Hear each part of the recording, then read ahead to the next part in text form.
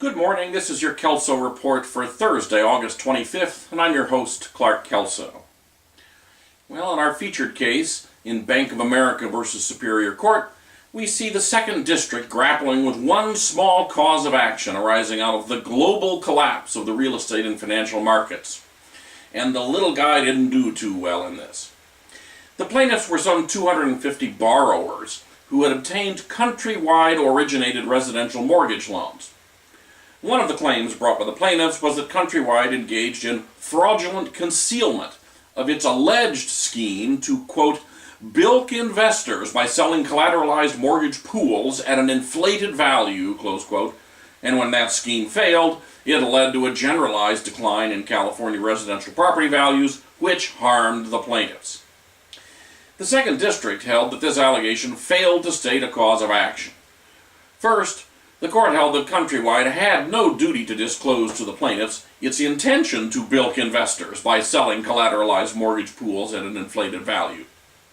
As the court noted, quote, we are aware of no authority supporting the imposition of additional liability on an intentional tortfeasor for failing to disclose his or her tortious intent before committing a tort. Second, the court held the plaintiff could not show causation, since there was no nexus between the alleged fraudulent concealment and the economic harm which the plaintiff suffered. As the court noted, everyone suffered a decline in property values. There was nothing special about the decline in values suffered by the plaintiffs who had mortgages with Countrywide. Now, there are claims like this being litigated all around the country, and we'll see how state Supreme Courts ultimately respond. Frankly, the bank's defense to me sounds a little bit like an argument that so long as a Ponzi scheme is big enough, there is no duty to disclose owed to any one investor involved in the scheme, and no one can establish causation for losses ultimately suffered when the Ponzi scheme collapses, as ultimately it must. Well, not only are some of the banks apparently too big to fail, but apparently they may be too big to be held responsible for their torts. We'll have to wait and see. On our one-liners, first we begin with an inverse condemnation claim in Gutierrez versus County of San Bernardino. The 4th District rejected an attempt by rural property owners to hold the County of San Bernardino liable in inverse condemnation when 2 heavy rainstorms in December 2003 and October 2004 resulted in plaintiffs' properties becoming inundated with water, dirt, and debris flowing from the mountainous area north of their properties. As for the 2003 rains, the homes that suffered damage did so as a result of purely natural, unimproved features of the mountain for which the county was not responsible. Those homes that were damaged by the 2003 rains suffered damage not because of the county's maintenance of any of its roads in the area, but because a dam had broken high up in the mountain, once again, not something the county was responsible for. As for damages in 2004, the court held that the county could not be held strictly liable for damages related to any of the county's road improvements, and there was no evidence the county had acted unreasonably in making improvements after the 2003 rains, improvements which were actually intended to prevent damage from heavy rains. Next, the area of health law. In McCants versus Beth, the 9th Circuit held that the Secretary of Health and Human Services improperly granted Arizona's 2003 application for a Medicaid waiver to implement a new rule that increased co-payments on non-categorically medically needy participants in the Medicaid program. Ostensibly, the increase in co-payments was approved as a demonstration project. However, the record did not demonstrate that the Secretary had considered the 3 issues that prior 9th Circuit cases held were supposed to be assessed before granting a waiver. First, whether the project is truly an experimental pilot or demonstration project. Second, whether the project is likely to assist in promoting the objectives of the overall Medicaid program. And third, the extent and time period for which the project is necessary. The 9th Circuit concluded that the record did not contain any evidence these issues were considered. Moreover, it appeared from the record that the real and sole reason for the program was, what a surprise, to save money. not to undertake a demonstration project. The Ninth Circuit held that the waiver was ineffective, and it remanded to the Secretary for further consideration.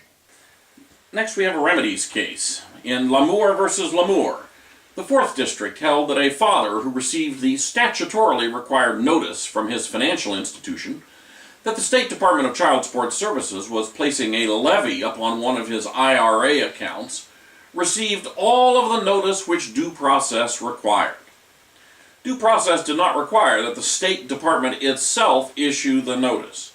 It was sufficient for the statute to require that the financial institution give notice to its customer. The court also held that a levy could properly be placed upon an IRA account to collect child support, and that the levy could be put on the account by the State Department without a court order. Next, we have a public employment case in Tulare versus Ventura County Community College District. The 2nd District held that a college basketball coach who was summarily terminated was not entitled to due process prior to his termination because he was a temporary employee as opposed to a contract employee.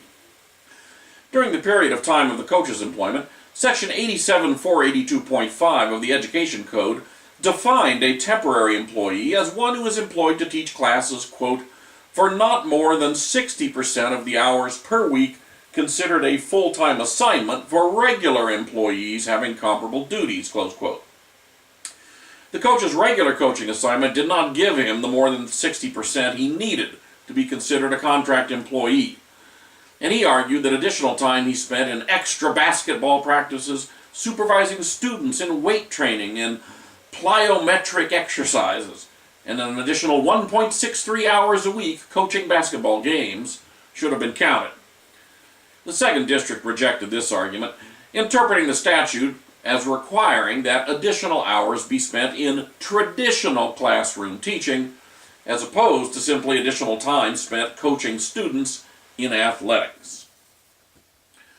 Next, a criminal law case in People versus Mace, where the 5th District held that the trial court had properly instructed the jury on the elements of vehicular hit and run in violation of Section 20,001 of the Vehicle Code, which provides that, quote, the driver of a vehicle involved in an accident resulting in injury to a person other than himself or herself, or in the death of a person, shall immediately stop the vehicle at the scene of the accident and shall fulfill the requirements of Section 20,003 and 20,004, close quote. Among other things, these two sections require the driver to render assistance to anyone injured in the accident. The court instructed the jury using the relevant CalJIC instructions, which the 5th District upheld. One interesting note in the case is that in California, a driver, for purposes of the hit and run statute, can include the owner of the car who is actually riding as a passenger at the time of the accident, so long as he has full authority to direct and control the operation of the vehicle.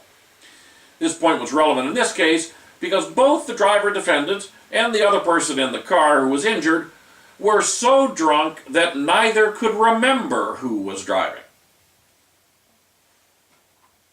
Well, next we have an administrative law case in Taft versus County of Tulare. The owner of a gas station decided to appeal a $138,000 civil penalty that had been imposed upon him as part of an enforcement order relating to alleged violations of laws relating to underground gasoline storage tanks. A notice attached to the enforcement order indicated that he could challenge the order by filing an appeal, which would be heard by an ALJ. Well, after the ALJ heard the case, the ALJ imposed civil penalties of $1.1 million. The 5th District held that the appellant had not received fair and adequate notice because he was fundamentally misled about the nature of the appeal hearing. He was told, in essence, that if he requested an appeal, it would allow him to challenge the enforcement order. In reality, the hearing reopened all issues, including the amount of the penalty.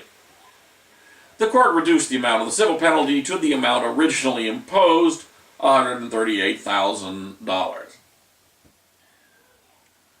Finally, in a contracts action in Gramercy Investment Trust versus Lakemont Homes, Nevada, the 4th District held that Because a loan guarantee contract contained language expressly waiving the protections of California's anti-deficiency statutes, the guarantor exposed itself to a $31 million judgment, which was the full balance of the unpaid loan following foreclosure on a California property, without adjustment for the fair market value of the property following the collapse of the real estate market. The court also held that a New York choice of law provision in the contract would not be recognized because of insufficient contacts between the California transaction and the state of New York. So New York's anti-deficiency statute would not apply either. And in any event, New York cases themselves had held that their anti-deficiency statute does not apply when the real property is located outside the state of New York. The real lesson here, needless to say, is that this is a bad time to be a guarantor of anybody else's debts. And that's it for today's Kelso Report. Have a great day in the law.